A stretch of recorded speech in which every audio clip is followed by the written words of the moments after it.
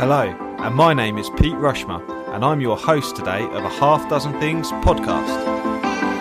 A Half Dozen Things is a podcast for business owners just like you. Whether you're an underdog hungry for success, or you're already smashing it but want to continue to level up, we are here each week for you to get insight and learning from the very best in the business. No fluff, no BS, and no self-proclaimed gurus talking about how easy business or life is. Hello and welcome to today's podcast. The question today is, what is a mastermind group and what are the benefits of one? So some of you who are members of and listen to the Fleet Geeks podcast will know about the peer-to-peer mentoring group, which is similar to a mastermind group that I've run for the past 3 years now and is extremely successful in helping motivate, develop and nurture talent in the transport and fleet industry.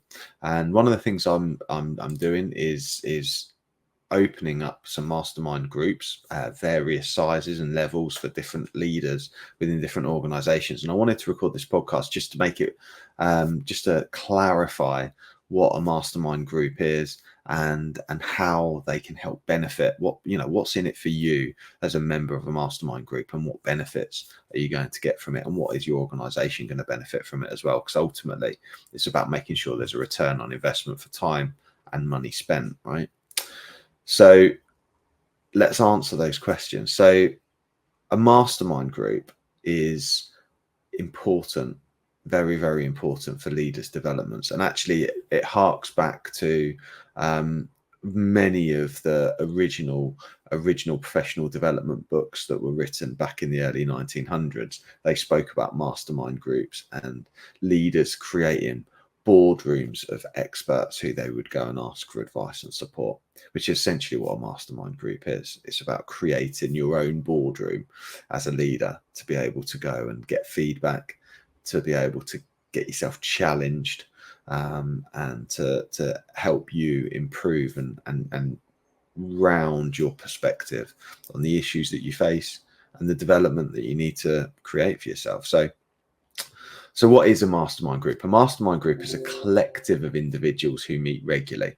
And what they do is they share knowledge, they support each other, and they work collaboratively towards achieving their own personal and professional goals. Okay, so a mastermind group is great because it's not just professional. So it is professional, but it's also about personal goals as well, and achieving the outcomes as a leader you want to.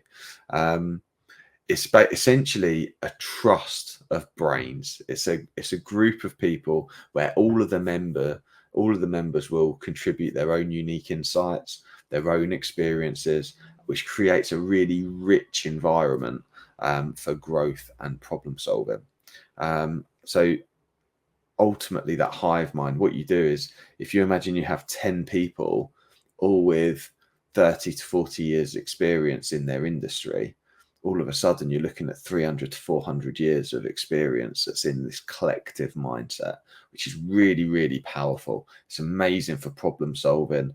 It's amazing for getting perspective on issues. And it's amazing for getting support and ideas around what route forward to take with some of the challenges you might face. So the key elements of a mastermind group are, first of all, mutual support. So members offer support and feedback to each other, creating a collaborative and nurturing environment. Okay, so that's the first key thing. The second is around shared goals. Now, when you have a goal and you set yourself an individual goal, one of the things that is really important is if you share that goal with other people, that creates a mutual success and increased chance of improvement. Okay, so the increased chance of you achieving those goals because you've shared them and verbalized them with other people.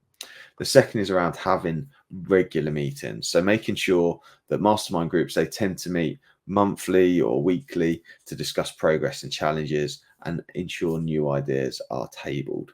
Okay. The other thing that's really important is that actually we get a diverse range of perspectives in that group. The group comprises individuals with their own backgrounds, their own industries, and that means that they can provide their own viewpoints and insights. Okay, so one of the things, we're naturally attracted to people who are like us, right? But actually sometimes it's good to have people who aren't like us and are a bit different, because we get diverse perspectives. We get people with different backgrounds, different skill sets, different belief mechanisms, different ways of motivating, and they can help see problems, challenges, issues, and the way forward in different ways to the ones that you do. So diverse perspectives is really, really important. The next is accountability. So members hold each other accountable for their commitments, and that will ensure there's a commitment to progress and maintaining focus on those goals. Because one of the things is that we're really good at doing as people and as leaders is we trick ourselves. We for example, we're wanting to lose weight, but actually, if there's no accountability, why not just eat that cake? Why not eat that big bag of crisps? Hi, it's Pete from Flagship Partners. We're proud to sponsor a Half Dozen Things podcast. Flagship Partners help their clients become safer, greener, and greater through a range of consultancy and training services. We offer audits through to risk assessments, contracts through to support with managing your culture, all the way from mandatory training through to management training as well. So if you need any support, please do get in touch with Flagship Partners today. Accountability is really important. So similar to having a coach where, for example, if you go to the gym and you want to make sure you go to the gym, you get a fitness coach. If you want to lose weight, you might get a nutrition coach, you might join Slimming World, that sort of stuff.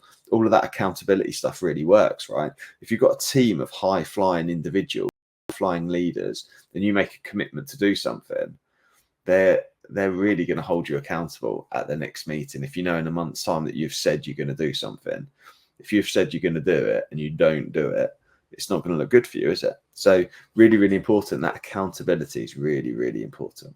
And then the next important factor around a mastermind group is confidentiality. So having trust and confidentiality is paramount, which allows members to share openly without fear of judgment or breach of privacy. So one of the things that I operate in my mastermind groups is what I call Chatham House rules. So what's said in the room stays in the room. That confidentiality piece is really, really important. And it creates what's called psychological safety. So that is the ability for taking interpersonal risks. So where people share things confidentially amongst themselves without fear of judgment, mockery, shame, etc., etc. Okay, really, really important. And if you're interested in psychological safety, please do see one of my previous podcasts, because I've recorded a couple on those. So how's a mastermind structured? How does it actually work? Well, first of all is working out the size. Now, I think up to about 10 members is perfect. Between 4 and 10 members ensures that we've got a manageable amount and making sure there's meaningful interaction and contribution from every member.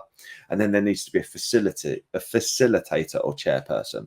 So in mastermind groups that I've run previously, I've developed people to become facilitators, and I've also been a facilitator myself.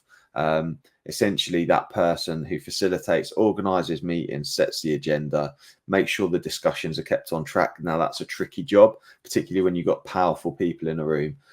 They all want to have their voice heard. So there's a real skill involved in being a good facilitator.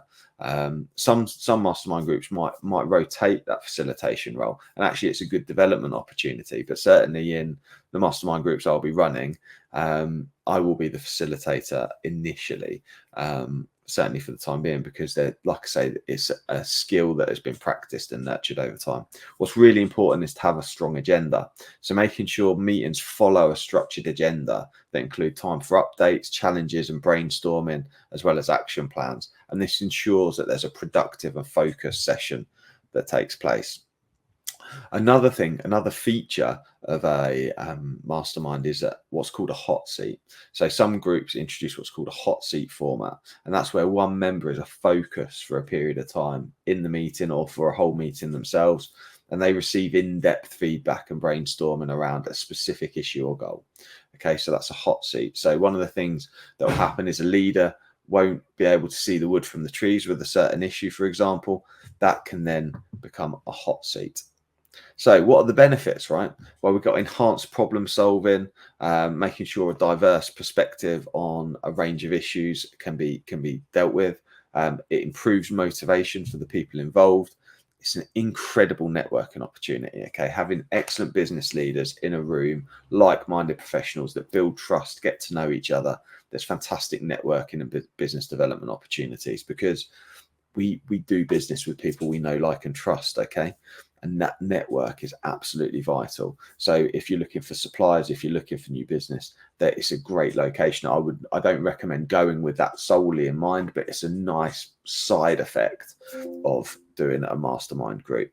Personal growth is huge. A supportive environment encourages your self-reflection, improves your personal development, and potentially you might have the odd bit of feedback, criticism, whatever it may be, around your approach, which is excellent for you to move forward. It increases accountability and focus, regular check-ins, accountability, and helping maintain focus and momentum towards achieving goals as well. There's lots of examples of mastermind groups out there, entrepreneurial groups, professional development groups, industry-specific insight groups. But ultimately, a mastermind group is a powerful tool for your personal and professional development. By leveraging that collective wisdom and support of a group, members can really start to achieve greater success and navigate challenges with ease and help relieve the burden of those challenges as well. So if you're interested, why not get in touch? I'm as I record this, I'm starting some mastermind groups at various levels based on the size of the business. So if you are interested to find out more, please do drop me an email because I'd be delighted to speak to you about the opportunities that I have coming up. And they are only limited spaces because I'm going to be capping them at 10. So I expect them to fill up quickly. Okay. Thank you very much for listening. Take care, and I will see you on the next one. I really hope you loved today's episode, and if you did, please make sure you subscribe and listen out for future episodes too. Please do share it across your social media channels. We hope to reach more and help more people. If you want to find out more about me, my name's Pete Rushmer. You'll find me across any social media channel and my business, Flagship Partners, and we're your partners in success across your business. Thank you. See you again soon.